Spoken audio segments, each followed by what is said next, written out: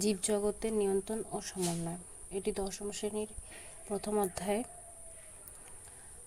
2026-এ আগত মাধ্যমিক ক্যান্ডিডেটদের জন্য অত্যন্ত গুরুত্বপূর্ণ কয়েকটি প্রশ্ন। যেমন এক হচ্ছে জীবের চলন।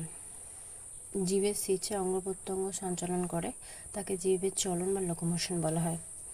জীবের গমন, জীবের স্বেচ্ছায় সামগ্রিকভাবে স্থান পরিবর্তন, মানে একটি স্থান থেকে অপর স্থানে যাওয়ার যে স্থান পরিবর্তনের ঘটনাকে বলা হয় গমন বা লোকোমোশন।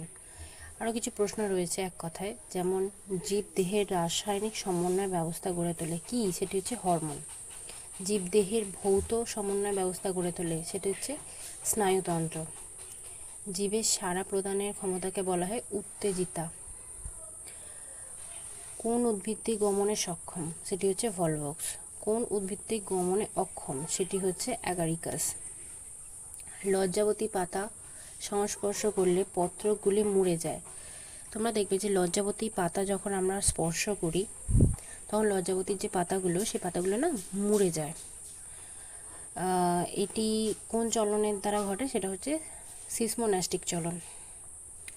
ফার্ন গাছের শুক্রাণু ম্যালিক অ্যাসিড প্রভাবে ডিম্বাণুর দিকে অগ্রসর হতে থাকে, সেটা কোন চলন, সেটা হচ্ছে কিমোন্যাস্টিক চলন। সুন্দরী গাছের শ্বাসমূল উপরের দিকে উঠে আসে, এটি এক প্রকার আলো অনুকূলবর্তী চলন। সুন্দরী গাছের দুটো মূল থাকে, এক হচ্ছে শ্বাসমূল আর একটি হচ্ছে ঠেসমূল। শ্বাসমূল মাটির উপরের দিকে উঠে আসে গাছ শ্বাস নেওয়ার জন্য, আর ঠেসমূল মাটির নিচে চলে যায়। সেটি হচ্ছে বন্যা অথবা দুর্ভিক্ষ, মানে যে প্রাকৃতিক হচ্ছে যে পরিবেশে যেগুলো ঝড় ইত্যাদির থেকে নিজেকে রক্ষা করার জন্য, সেই গাছ নিজেকে রক্ষা করার জন্য তখন সে একটি মূল উপরের দিকে উঠে আসে শ্বাসমূল হিসেবে, আরেকটি মূল নিচের দিকে চলে যায় ঠেসমূল হিসেবে।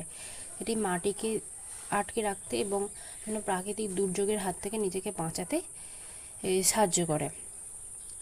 তো শ্বাসমূল বলেছে, শ্বাসমূল উপরের দিকে উঠে আসে, এটি চলন, সেটা হচ্ছে আলো অনুকূলবর্তী।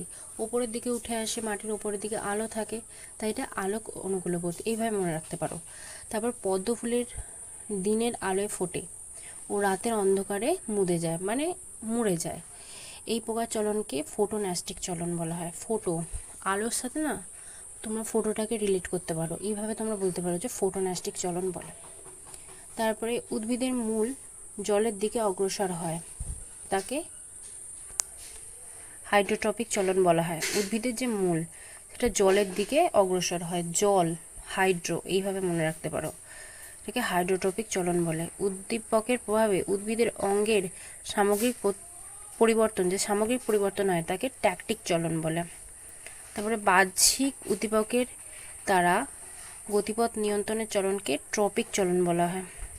ফোটোট্রপিক চলন ঘটে, সেটি একটি হরমোন খুব গুরুত্বপূর্ণ ভূমিকা সেখানে পালন করে। সেই হরমোনটি কি, সেটা হচ্ছে অক্সিন হরমোন, মনে থাকবে তো। কচি কলাপাতা গুটিয়ে যায়, দেখতে পাবে একদম খুব কচি কলাপাতাগুলো গুটিয়ে থাকে, কেন, সেটা একটি চলনের দ্বারা হয়, সেটা হচ্ছে হাইপোন্যাস্টিক চলন বলে তাকে।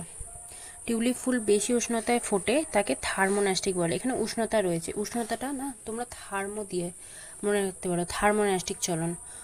উদ্ভিদের চলন যখন আলো এবং উষ্ণতা উভয়ের প্রভাবেই ঘটে, যখন উদ্ভিদের চলন আলো এবং উষ্ণতা দুটোই সেখানে প্রভাব ফেলে, তখন সেই চলনকে বলা হয় নিক্টোন্যাস্টিক চলন বা নিক্লিন্যাস্টিক চলন।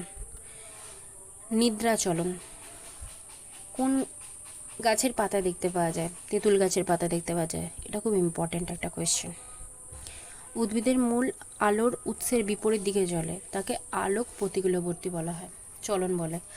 আলোক প্রতিকূলবর্তী কেন বলে, উদ্ভিদের মূল মাটির সবসময় নিচের দিকে যাচ্ছে, যখন উদ্ভিদের মূল মাটির নিচের দিকে যায় আলো থাকে মাটির উপরে, যার জন্য আলো এটা অনুকূল মানে আলোর দিকে এবং প্রতিকূল মানে আলোর বিপরীতে যায়।